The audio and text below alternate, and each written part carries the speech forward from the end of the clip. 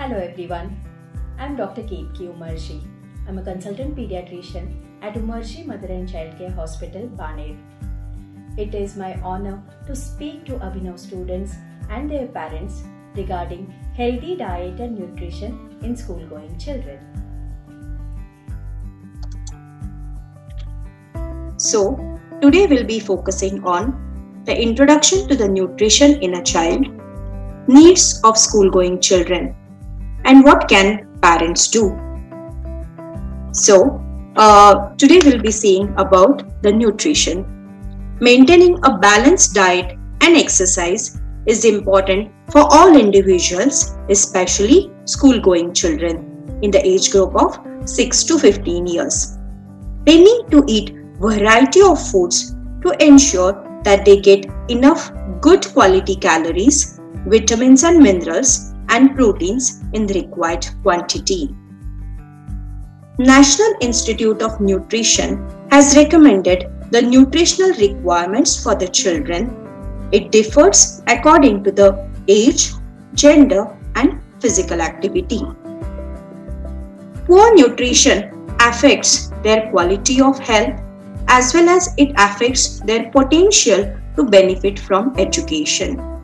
So, it also affects the social and cognitive development, muscular development. Ultimately, it affects their work capacity and overall school performance. To attain optimal nutrition, they should have 3 proper nutritious meals and 2 nutritious snacks every day. Now let's see the essential nutrients for the school-going children.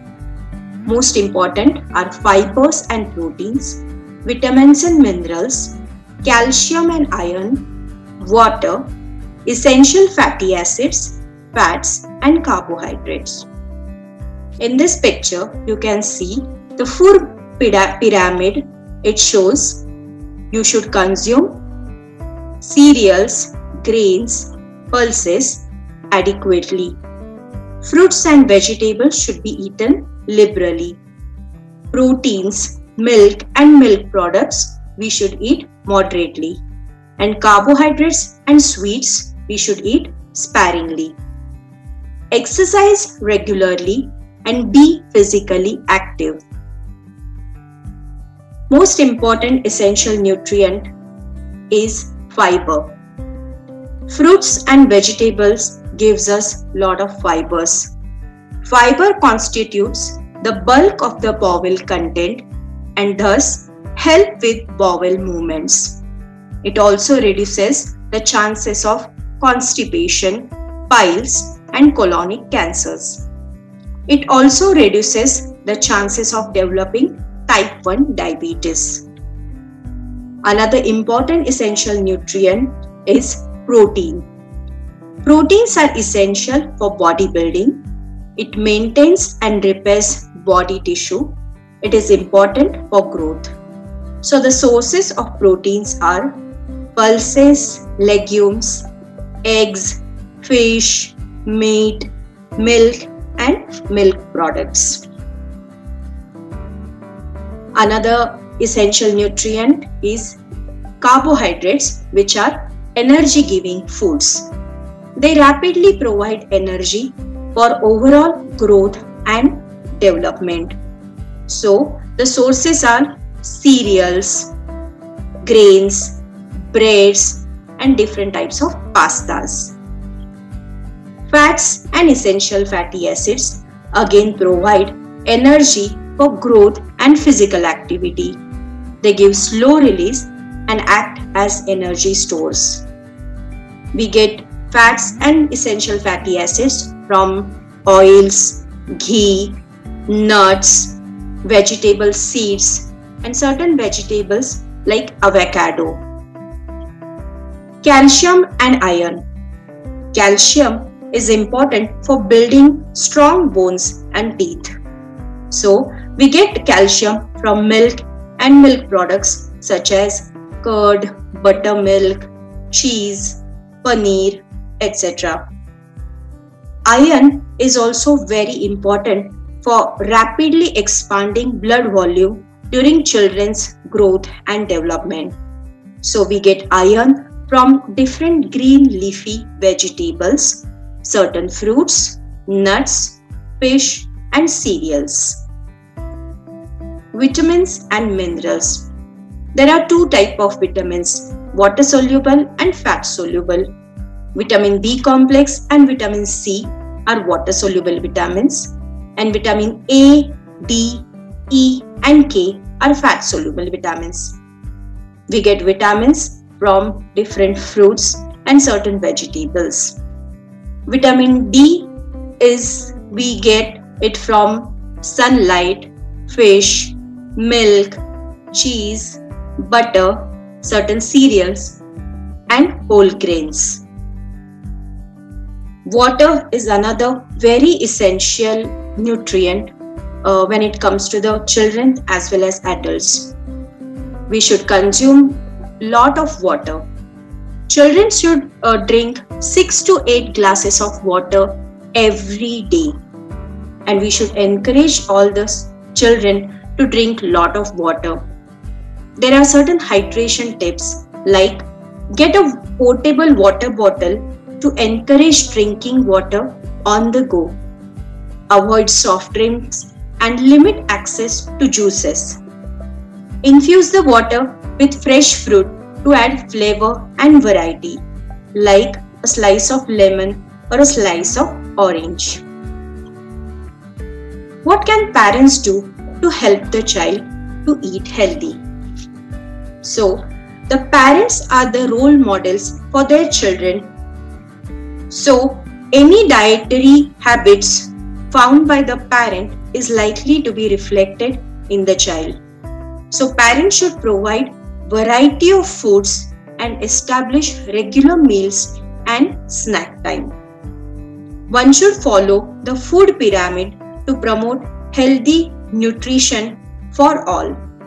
So in this food pyramid, you can see that one should consume lot of whole grains, legumes, pulses, fruits and vegetables, nuts and seeds, dairy products and eggs, and we should consume sweets in a lesser quantity. What is the nutritional advice for the school-going children? They should eat breakfast every day. A good breakfast should be able to provide a third of total daily energy requirement. Studies have shown that children who eat breakfast regularly are able to concentrate more, solve problems more easily, and perform better than other kids who do not eat their breakfast. So always have breakfast every day. They should eat variety of foods in order to have adequate nutrient intake. Balance your diet with some physical activity like walking, running, swimming, yoga, or any kind of sport like football, cricket, badminton. Choose the diet that provides enough calcium and iron. Choose a diet which is low in fat and sugars. Teach the child from the very beginning about a good nutrition and healthy diet and healthy eating habits. One should avoid eating junk food which has maximum amount of sugar and salt, which has very less or no nutritional value. Now come to see children's diet in sports. Children who are into the sports, they need more energy before their matches or any physical activity. So they should consume more proteins, minerals and vitamins. So they should have protein-rich food and lot of fruits.